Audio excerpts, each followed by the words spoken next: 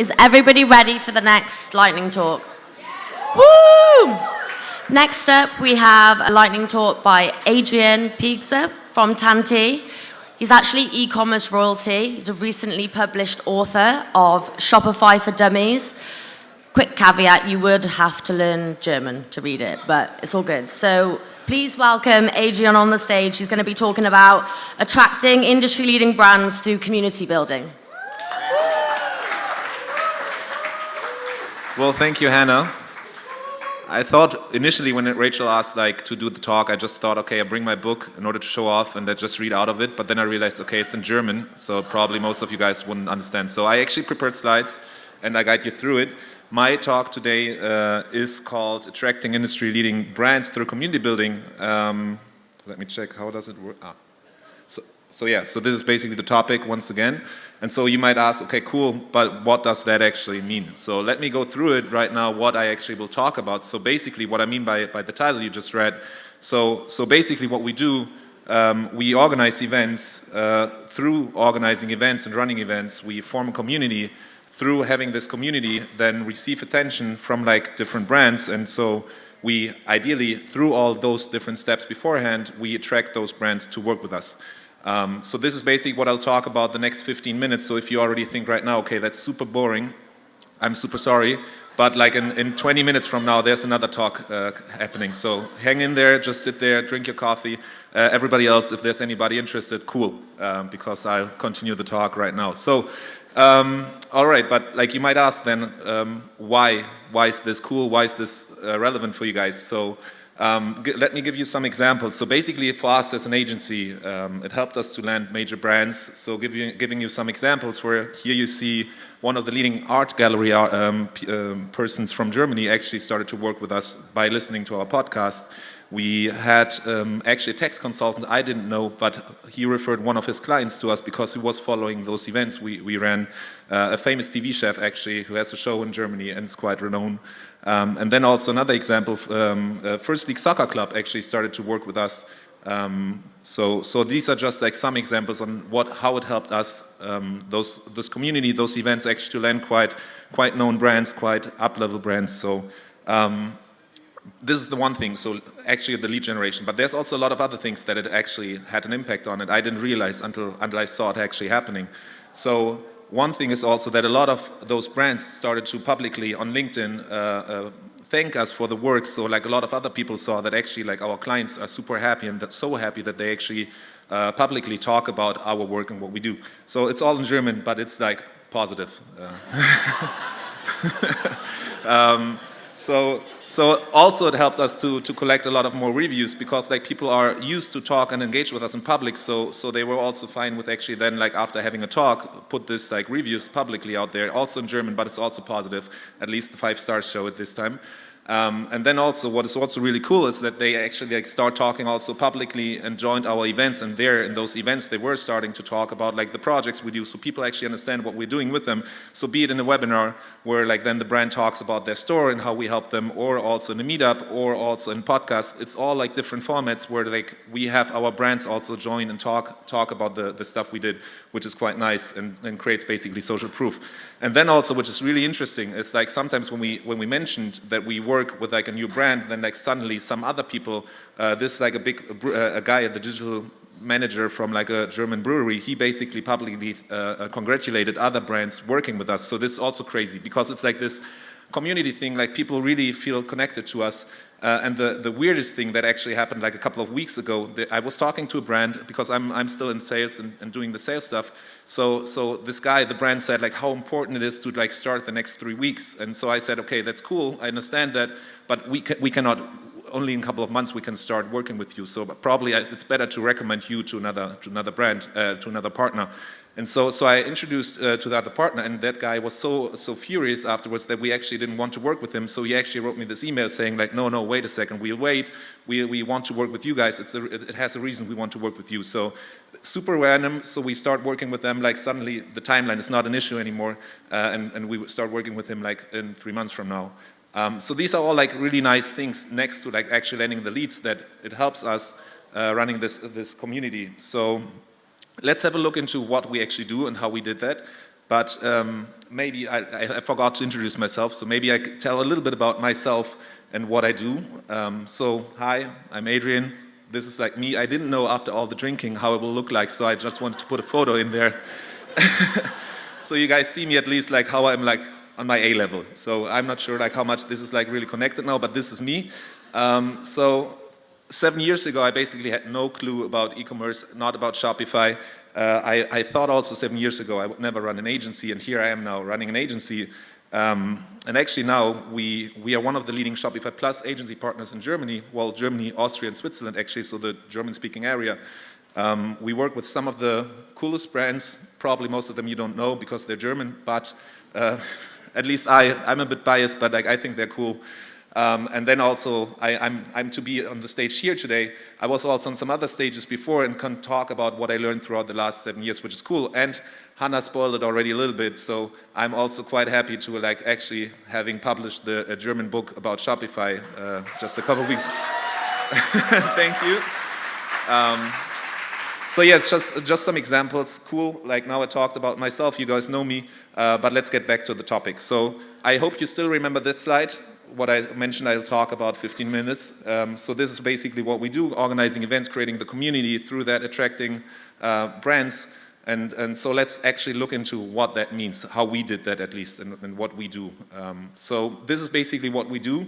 So you see the different things here on the slide of like the different formats we do. So we do a weekly podcast. So every week we have another podcast coming out with a brand. It doesn't need to be like a client of ours, but some cool brand, some expert in the field.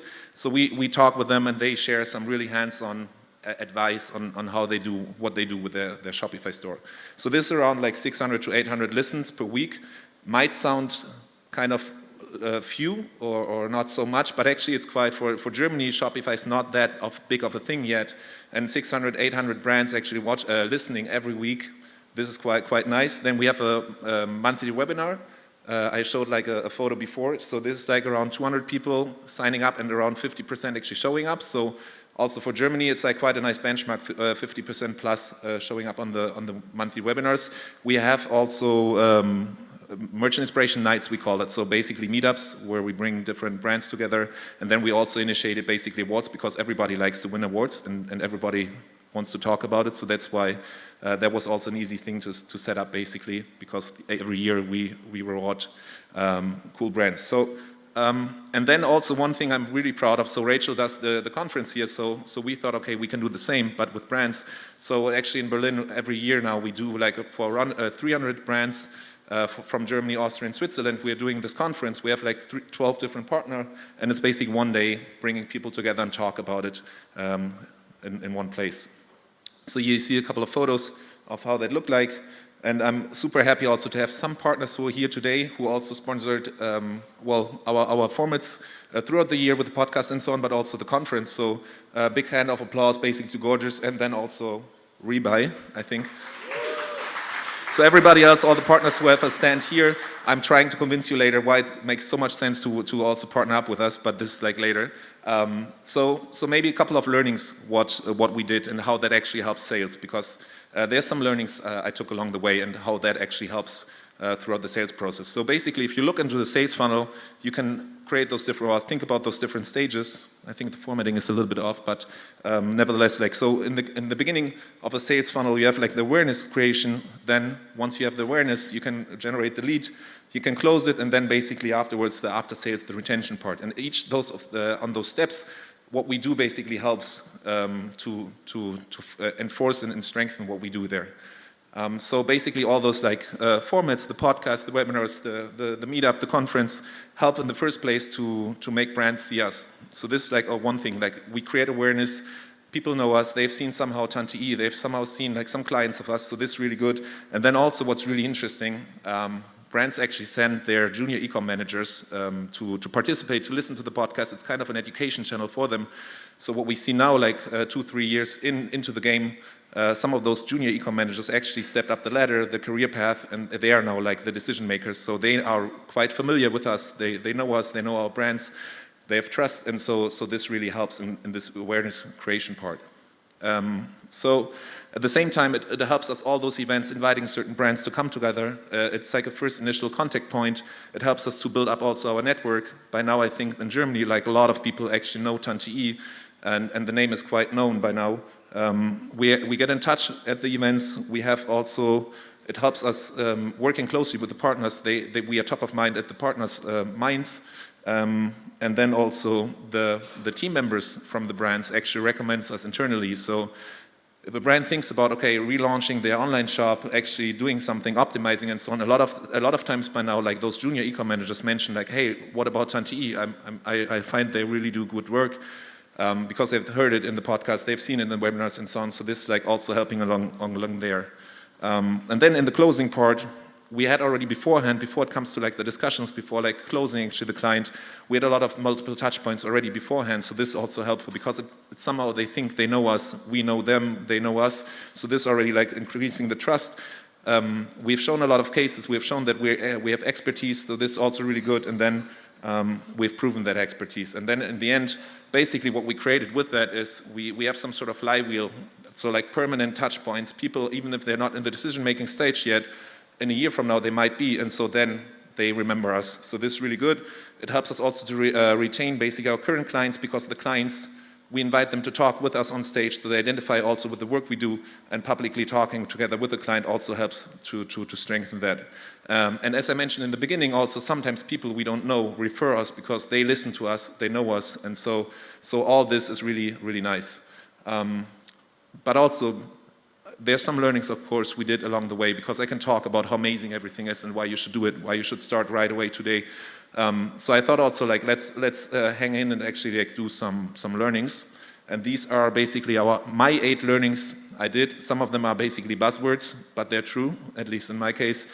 And so first of all, it's a long-term game. I mentioned we started around like 3-4 years ago. In the beginning, the podcast, I think there were like 20 people listening every week. So if I would have just looked at the numbers, everybody basically told me like, dude, there's no sense you talking to yourself and then like stream it to the world because nobody cares.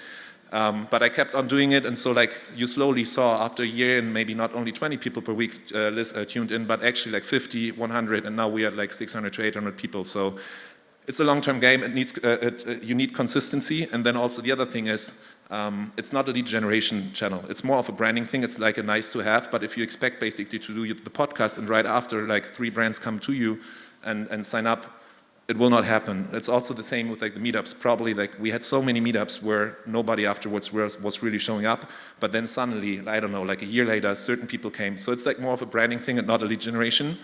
Consistency, I mentioned it, like you have to keep on going, you have to keep on doing it. Maybe the first meetup, the second meetup doesn't land any leads, but then the third or the fourth one will.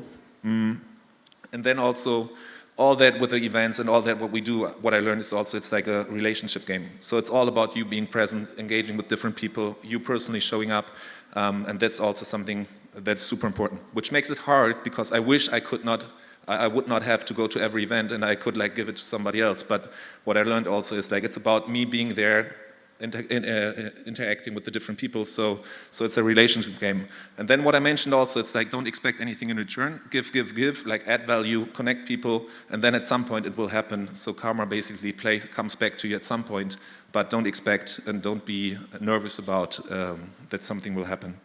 And then also what I see still today, I mean, we do it for a couple of years, but still it's a lot of manual work. Still today, I mean, we have 3,000 people on our newsletter list, but still if we send out the email, sometimes it happens that nobody cares. And so I have to reach out to them personally on LinkedIn and say, hey, would be cool if you come, would be cool to interact. I have somebody I can introduce you to.